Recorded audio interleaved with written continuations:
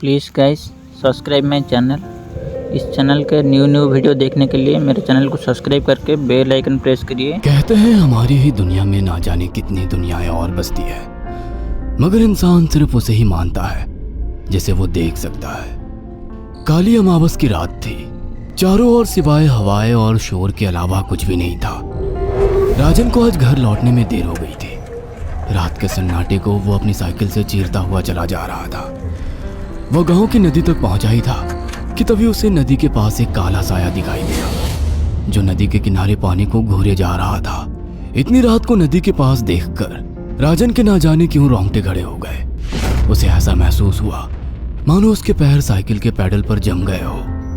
राजन कपकपाते हुए होठों से बोला, कौन है वहां पर? राजन ने इतना बोला ही था कि अचानक वो साया बिजली की रफ्तार से दौड़ता हुआ राजन के नजदीक आ गया।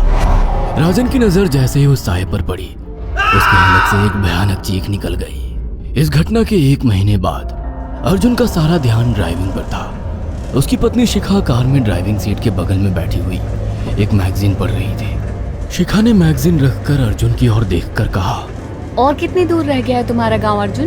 बस थोड़ी दूर रह गया है, आधे घंटे में हम पहुंच जाएंगे। तुम्हारे चेहरे पर इतनी टेंशन क्यों है? टेंशन क्यों नहीं होगी शिखा, मैंने अपनी माँ को बगैर बताए तुमसे लंदन में शादी जो कर ली। पता नहीं माँ तुम्हें देखकर कैसे रिएक्ट करेगी। डोंट वरी अर्जुन, मुझ पर भरोसा रखो। तुम्हारी माँ को मनाने की जिम्मेदारी मेरी है। आई होप शिखा ऐसा ही हो। यकीन मानो अगर ऐसा हुआ ना तो मेरे ऊपर से एक बहुत बड़ा बोझ उतर जाएगा। अब मुस्कुरा भी दो यार। अच्छा, तुम बता रहे थे कि गांव में तुम्हारी बहुत बड़ी हवेली बनी हुई है। कुछ बताओ ना अपनी हवेली के बारे में। अरे 15 मिनट में हम वैसे भी पहुंचने वाले हैं, तुम खुद देख लेना। कुछ ही देर में अर्जुन अपने गांव वीरपुर अपनी हवेली में खड़ा हुआ था। अर्जुन की मां अर्चना देवी अर्जुन के स्वागत के लिए हवेली के बाहर खड़ी हुई थी। अर्जुन ने दौड़कर अपनी मां के पैर छुए और डरते हुए बोला, ये शिखा है माँ, मेरी पत्नी। हम दोनों ने लंदन में शादी कर ली।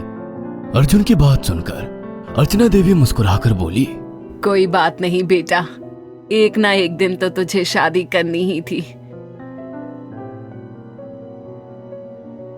इतना बोलकर अर्चना ने अपनी बहू को गले लगा लिया और वो अंदर आने का इशारा करती हुई वहां से चली गई।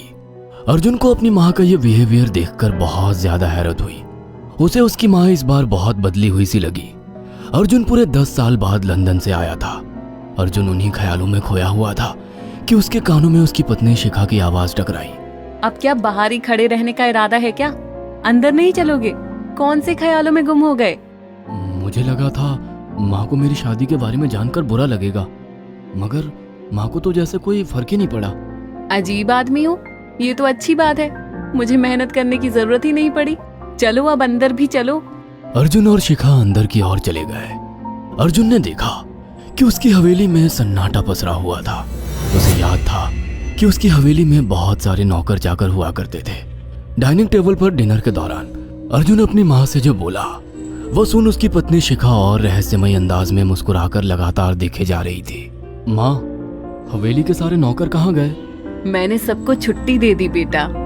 लेकिन क्यों माँ, तुम्हें तो काम करने में बहुत ज्यादा तकलीफ होती होगी। नहीं बेटा, मुझे कोई तकलीफ नहीं होती। कुछ वक्त से मुझे सुकून और सन्नाटा अच्छा लगता है। अर्जुन इससे पहले अपनी माँ से कुछ कहता कि उसकी माँ ने उसे बोलने से रोक दिया। अर्जुन चुपचाप खाना खाने लगा। खाने के बाद अर्जुन और शिखा बेडरूम में चले गए। अर्जुन बेड पर सोच में लेटा हुआ था कि अचानक शिखा अर्जुन से लिपट गई और वासना का तूफान अपने चरम पर पहुंच गया था। अचानक शिखा को दरवाजे पर 2 लाल लाल आंखें दिखाई दिए। उसे ऐसा लगा जैसे कि कोई उसे देख रहा हो। शिखा ने तुरंत बेड से उठकर अपने कपड़े पहन लिए। क्या हुआ शिखा? अर्जुन, मुझे ऐसा लगा जैसे कोई हम दोनों को देख रहा हो। पागल हो गई हो क्या? हवेली में सन्नाटा पसरा हुआ है, एक भी नौकर चाकर नहीं है। तुम्हें वहम हुआ होगा। तुमने तो सारा मूड खराब कर दिया शिखा, अब सो जाओ। उस रात अर्जुन तो गहरी नींद में सो गया, मगर शिखा की आंखों से नींद कोसों दूर थी। अगली सुबह शिखा जल्दी उठकर किचन की ओर चली गई, मगर उसने देखा कि उसकी सास अर्चना नाश्ता तैयार कर चुकी थी। माँ, आपने तकलीफ क्यों की? मुझे बुला लेती आप। शिखा की बात सुनकर उसकी सास अजीब से अंदाज में शिखा की ओर देखने लगी। उनके देखने के अंदाज में पता नहीं ऐसा क्या था कि शिखा को अपने रोंगटे खड़े होते हुए महसूस हुए। अर्चना धीरे धीरे करीब कदमों से शिखा के करीब आकर बोली, कोई बात नहीं बेटी, तुम्हें अब यहीं रहना है। तुम सिर्फ मेरे बेटे के साथ प्यार से रहो और जल्दी से मुझे एक पोता दे दो। काम की चिंता मत करो, वो सब मैं कर लूंगी। कुछ ही दिनों के बाद अर्चना गर्भवती हो गई। उसे हवेली में रहते हुए 6 महीने से ज्यादा वक्त हो चुका था और इन 6 महीनों में उसने नोट किया कि जब से वो गर्भवती हुई है उसकी सास अचानक से आकर उसके पेट पर हाथ फेरने लगती और अजीब से अंदाज में उसके पेट को घूरने लगती। शिखा ने तंग आकर अर्जुन से कहा, अर्जुन, मुझे तुम्हारी माँ का बिहेवियर बड़ा अजीब लगता है। तुम्हारी माँ जब देखो मेरे पेट पर आकर हाथ फेरती रहती है। अरे माँ को अपने पोते के आने का बेसब्री से इंतजार है शिखा, इसमें अजीब लगने वाली क्या बात है? मैं तुम्हें कैसे समझाऊं? मैंने माँ की आंखों में एक अजीब सी चमक देखी है। कैसी चमक? शिखा के मुंह से अचानक से एक अल्फाज निकल गया, जैसे किसी डायन की आंखों में होती है। शिखा की बात सुनकर अर्जुन का गुस्सा 7वें आसमान पर पहुंच गया। वो गुस्से से चीखते हुए बोला, खबरदार शिखा, आगे एक शब्द मेरी माँ के खिलाफ मत निकालना, नहीं तो मुझसे बुरा कोई नहीं होगा। तुम्हें शर्म आनी चाहिए शिखा। जब से तुम यहाँ पर आई हो तब से मेरी माँ तुम्हारी कितनी चिंता करती है। वह तुम्हें समय से खुद नाश्ता बनाकर देती है, खाना देती है, यहाँ तक कि हवेली की साफ सफाई भी वो अकेली करती है। क्या बोलूं अब तुमसे, शर्म आती है मुझे तुम्हें अपनी पत्नी कहते हुए। इतना कहकर अर्जुन गुस्से से कमरे से निकल गया। शिखा अर्जुन से बहुत कुछ कहना चाहती थी मगर कह नहीं पाई। उसने महसूस किया था कि चाहे कितनी भी तेज आंधी और तूफान आए मगर हवेली के अंदर धूल की एक परत तक नहीं जमती थी और दिन ब दिन अर्चना के चेहरे की झुर्रियां कम होती जा रही थी। ऐसा लगता था मानो वो जवान हो रही हो। शिखा के अब 9 महीने कंप्लीट हो चुके थे और एक रात अचानक उसे प्रेगनेंसी पेन होने लगी। वो दर्द से तड़पने लगी। ये देखकर अर्जुन घबरा गया। वो दौड़ा दौड़ा माँ को बुलाकर लाया और बोला, माँ, हमें तुरंत शिखा को किसी अच्छे हॉस्पिटल में एडमिट कराना होगा। अर्जुन ने देखा कि उसकी माँ ने उसकी बात को सुना ही नहीं। वो तो बस शिखा के गर्भ की ओर आंखें फाड़ फाड़ कर देखी जा रही थी। अर्जुन एक बार चिल्लाकर कहा, माँ, हमें शिखा को इसी वक्त हॉस्पिटल में एडमिट कराना होगा। नहीं, शिखा की डिलीवरी हॉस्पिटल में नहीं, इसी हवेली में होगी। लेकिन इस हवेली में आपके और मेरे अलावा कोई नहीं है। तभी शिखा दर्द से तड़पने लगी। अर्चना ने अपने बेटे को धक्के देकर कमरे से बाहर निकाल दिया और दरवाजा बंद कर लिया। अर्जुन हक्का बक्का रह गया। अर्जुन दौड़ता हुआ गांव की ओर गया। उसने देखा कि गांव में एक पेड़ के नीचे गांव के सभी बुजुर्ग इकट्ठे थे। उनके हाथों में जलती हुई मशालें थी। अर्जुन उनके पास पहुंच गया और बोला, मेरी मदद कीजिए, मेरी बीवी को प्रेगनेंसी दर्द हो रहे हैं। आप प्लीज किसी दाई को बुला लीजिए, जितना पैसा चाहिए देने को मैं तैयार हूँ। तभी उसके कानों में गांव के सरपंच की आवाज टकराई, बेवकूफ लड़के, तू अपनी बीवी को एक डायन के यहाँ पर मरने के लिए छोड़ आया। क्या कहना चाहते हैं आप? आप जानते हैं आप क्या कह रहे हैं? वही जो तू सुन रहा है। तेरी माँ एक डायन है। इन गांव वालों के हाथों में जो मशाले देख रहा है ना, हम तेरी ही हवेली में आग लगाने जा रहे थे। तेरी माँ ने इस गांव में ना जाने कितने नौजवानों को मार कर खाया है। तेरी माँ एक डायन है। लगता है आपका दिमाग खराब हो गया है। आप जानते भी हैं मैं कौन हूँ? हाँ, मैं जानता हूँ। तू ठाकुर धीरेन्द्र प्रताप का बेटा है। तेरे पिता को शक हो गया था कि तेरी माँ एक डायन है, इसीलिए उन्होंने तुझे हमेशा उससे दूर रखा। पहले तेरी माँ ने तेरे पिता को मारा और धीरे धीरे करके वह हवेली के सारे नौकरों को मार कर खा गई और फिर गांव वालों को भी मारने लगी। और अब तो तेरे होने वाले बच्चे को खाएगी, क्योंकि डायन को नवजात शिशु का मांस खाना बहुत पसंद होता है। अगर मेरी बात पर यकीन नहीं है तो चलकर मेरे साथ तो खुद अपनी आंखों से देख ले। इतना कहकर सरपंच अर्जुन को लेकर हवेली की ओर चल पड़ा। उसके पीछे कई लोग थे जो जलती मशाले पकड़े हुए थे। हवेली के अंदर घुसकर उन्होंने उस कमरे के दरवाजे को तोड़ दिया जहाँ पर शिखा थी। कमरे का मंजर देखकर अर्जुन के रोंगटे खड़े हो गए। उसने देखा कि उसकी माँ एक बेहद भयानक रूप में उसके बच्चे का मांस खा रही थी और उसकी पत्नी शिखा फर्श पर मरी हुई पड़ी थी और पूरा फर्श खून से लाल था। अर्जुन को अपनी आंखों पर यकीन नहीं आ रहा था कि तभी उसकी माँ उसके ऊपर झपटी। सरपंच ने चीखकर कहा, अरे इस डायन को आग लगा दो, जिंदा जला दो इसे। और साथ ही इस हवेली को भी। सभी लोगों ने जलती हुई मशालें डायन के ऊपर फेंक दी। देखते ही देखते डायन दर्द से चीखने और चिल्लाने लगी और कुछ ही देर में वो जलकर राख हो गई। हवेली में आग लगते ही सभी लोग अर्जुन को खींचकर बाहर ले आए। अगले दिन अर्जुन अपनी पत्नी की यादें साथ लेकर आंखों में आंसू लिए दोबारा लंदन वापस चला गया। अगर आपको हमारी ये कहानी पसंद आई हो तो इसे लाइक और शेयर करना ना भूलें। शहर के जाने माने रईस हीराचंद और उनकी पत्नी सुजाता की चमचमाती महंगी कार बंगाल की एक पुरानी बस्ती की सुनसान गली में एक बेरौनक से पुराने मकान के बाहर आकर रुकती है। सुजाता, ये तुम मुझे किस जगह लेकर आई हो? ये तो कोई गरीबों की बस्ती लगती है। यहाँ ऐसा क्या है? हीराचंद के कुछ भी समझ में नहीं आ रहा था कि सुजाता उसे ऐसी अजीब सी जगह क्यों लाई है, जिस मकान में दिन में भी अंधेरा दिख रहा था और धुआं उठ रहा था। आप मेरे साथ अंदर चलिए, सब समझ जाएंगे। यहाँ हमारी हर समस्या का समाधान मिलेगा। सुजाता और हीराचंद आशंकित कदमों से उस मकान में दाखिल होते हैं। तभी उन्हें किसी महिला की बाहरी आवाज सुनाई पड़ती है। चले आओ, चले आओ। हीराचंद ने देखा कि उस मकान के अंदर अंधेरा था। अचानक हीराचंद की निगाह एक कमरे की ओर पड़ी, जिसके अंदर हल्की हल्की सी रोशनी आ रही थी और उस कमरे के अंदर से धुआं उठ रहा था। शायद उस कमरे के अंदर आग जल रही थी। ये किसकी आवाज है?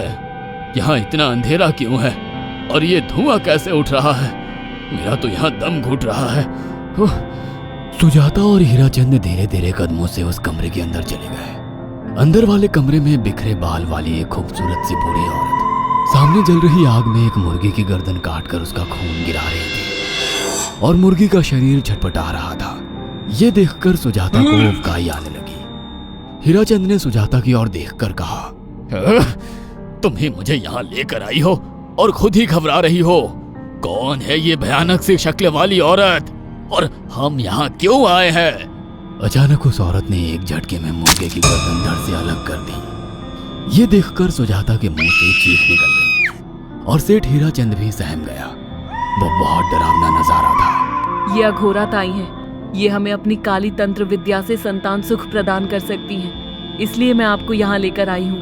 कैसी बात करती हो? जहाँ बड़े से बड़े डॉक्टर सफल नहीं हुए, वहाँ ये मामूली औरत क्या कर लेगी? हीराचंद की बात सुनकर अघोरी ताई ने गुस्से से हीराचंद की ओर देखकर कहा, नादान हीराचंद, काली विद्या में इतनी शक्ति है कि मरे को भी जिंदा कर दे। संतान पैदा कराना कौन सा मुश्किल है? तुम्हें मेरा नाम कैसे पता? क्या तुम सच में हमें संतान सुख दिला सकती हो? तुम जितनी दौलत मांगोगी मिल जाएगी, अगर ये संभव है तो। संतान का नाम सुनते ही हीराचंद की आंखों में चमक आ गई। वह संतान के लिए कुछ भी कर सकता था। तुम लोगों को मुझे एक नवजात शिशु लाकर देना होगा। मैं उस शिशु की बलि चढ़ा दूंगी और फिर वही शिशु तुम्हारे घर में फिर से जन्म लेगा। नवजात शिशु की बलि का नाम सुनते ही सुजाता और हरिचंद डर के मारे सिहर गए, पर उनकी आंखों में उनकी संतान का सपना ज्यादा बड़ा था। वो सब करने को तैयार थे। अघोरा ताई, आप जैसा कहेंगे हम वैसा करेंगे। बस हमें संतान सुख दिला दो। बिना वारिस के हमारी दौलत किस काम की? संतान सुख के लिए अंधे हो चुके सुजाता और हरिचंद अपनी नौकरानी शीला से एक नवजात बच्ची चोरी करवा के अघोरी ताई को दे देते हैं।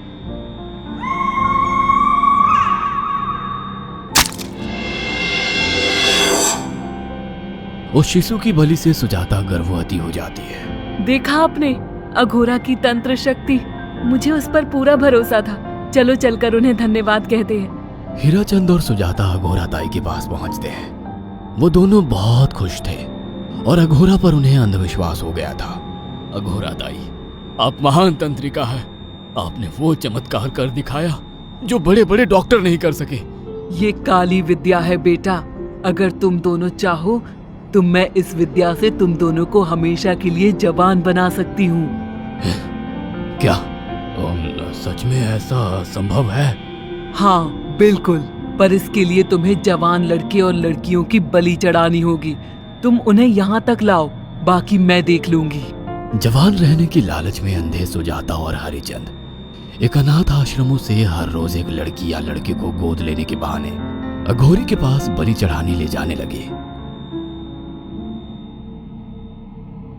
और एक दिन अघोरी ताई ने हीराचंद और सुजाता से इंसानी मांस खाने को कहा। पूरी तरह से इंसान से हैवान बन चुके अब वो दोनों इंसानी मांस खाने के लिए तैयार भी हो गए। ये गर्म खून और मांस खाकर तुम लोगों की उम्र भी बढ़ जाएगी। खाओ इसे। हाँ, सच में ये इंसानी मांस बड़ा स्वादिष्ट है। अघोरा ने अपनी बातों में फंसाकर सुजाता और हरिचंद को नरभक्षी बना दिया था। वो तीनों हर दिन बलि चढ़ाकर खून पीकर मांस खाने लगे। नौकरानी शीला भी नए शिकार लाने में उनकी मदद करती थी, मगर एक दिन शीला को शिकार नहीं मिला। मेम साहब, आज एक भी शिकार हाथ नहीं लगा और मैं बहुत थक गई हूँ और घर जाकर थोड़ा आराम करना चाहती हूँ। कोई बात नहीं शीला, एक छोटा सा काम है, तुम हमारे साथ चलो, लौटते में हम तुम्हें घर छोड़ देंगे। जी मेम साहब। शीला नहीं जानती थी कि शिकार नहीं मिलने से सुजाता और हरिचंद अंदर से बौखला गए थे और उनके दिमाग में एक शैतानी चाल चल रही थी। सुजाता, ये बेहोशी की दवा है। शीला के कार में बैठते ही तुम उसे सुंघा देना। आज हमें इसी की बलि देनी होगी। इसने हमारे यहाँ का बहुत खाना खाया, अब हम लोग इसे खाएंगे। वैसे भी ये आगे चल के हमारे लिए खतरा बन सकती थी। कार में बैठते ही सुजाता शीला को बेहोश कर देती है और वो लोग सीधे अघोरी ताई के यहाँ पहुंच जाते हैं, जहाँ अघोरी ताई शीला की बलि चढ़ा देती है और तीनों मिलकर उसे नोच कर खाते हैं। अघोरी ताई, हमको बलि चढ़ाते हुए पूरा 1 साल हो गया है। हमारा बेटा भी साल भर का हो चुका है। अब और कितनी बलि देनी होगी? बस एक आखिरी क्रिया और बची है, उसके बाद तुम दोनों हमेशा के लिए जवान हो जाओगे। कैसी क्रिया अघोरा ताई? 3 दिन बाद सूर्य ग्रहण है। हमें पास के घने जंगल में एक विशेष क्रिया करनी होगी। उसके बाद तुम लोग कभी बूढ़े नहीं होगे। कितना अच्छा होगा, हम हमेशा जवान रहेंगे और सालों साल तक अपनी दौलत से ऐश करेंगे। हाँ, सच कहा। अघोरा ताई ने हमारे हर सपने पूरे कर दिए। 3 दिन बाद बंगाल के बियाबान जंगल में कोहरे और ओस से भीगे पेड़ों के बीच एक घने बरगद की बेलों पर कटे इंसानी सिर लटक रहे थे, जिसमें से खून टपक रहा था। काले जादू का सामान भी रखा था। कितनी भयानक जगह है ये, हर तरफ कटे हुए सर लटक रहे हैं। थोड़ी देर में सब समझ जाओगे। बैठ जाओ और मेरे साथ ये मंत्र दोहराओ। अघोरा, ये किन लोगों की कटी हुई गर्दनें हैं? आप यहाँ क्या करने वाली हो? हीराचंद की बात सुनकर अघोरा जोर जोर से हंसने लगी और उसने एक शैतानी हंसी हंसते हुए हीराचंद की ओर देखकर कहा, तुम जैसे ही लोगों ने अपनी इच्छाओं को पूरा करने के लिए इन लोगों की बलि चढ़वाई है और फायदा उठाया है। अब तुम दोनों आंखें बंद करके यहाँ बैठ जाओ और मेरे साथ मंत्रों को दोहराते जाओ। अघोरा ने सुजाता और हरिचंद को वशीकरण मंत्र और काले जादू के इस्तेमाल से सम्मोहित कर दिया और देखते ही देखते वो एक भयानक डायन में बदल गई और चीखती हुई बोली, अब मैं तुम दोनों की बलि चढ़ाकर अमर हो जाऊंगी, क्योंकि तुम लोगों ने 100 लोगों की बलि का खून पिया है। देखते ही देखते उस डायन ने फरसे से एक एक करके सुजाता और हरिचंद की गर्दन काटकर जल रही आग में बलि चढ़ा दी और उनका गर्म खून पीने लगी। जब तक तुम जैसे मूर्ख और लालची लोग अपने फायदे के लिए दूसरों को मेरे पास लाते रहेंगे, मैं उनका फायदा उठाकर ऐसे ही उनकी बलि चढ़ाती रहूंगी। दरअसल अघोरा एक डायन थी और अपना स्वार्थ पूरा करने के लिए उसने हीराचंद और सुजाता की लालच का फायदा उठाकर उनकी भी बलि चढ़ा दी। बुरे काम का बुरा ही नतीजा मिलता है। अगर आपको गाइस ऐसे ही न्यू वीडियो नोटिफिकेशन पाने के लिए मेरे चैनल को सब्सक्राइब करो, लाइक करो और शेयर करो और नोटिफिकेशन पे ऑन करो ऐसे न्यू वीडियो पाने के लिए।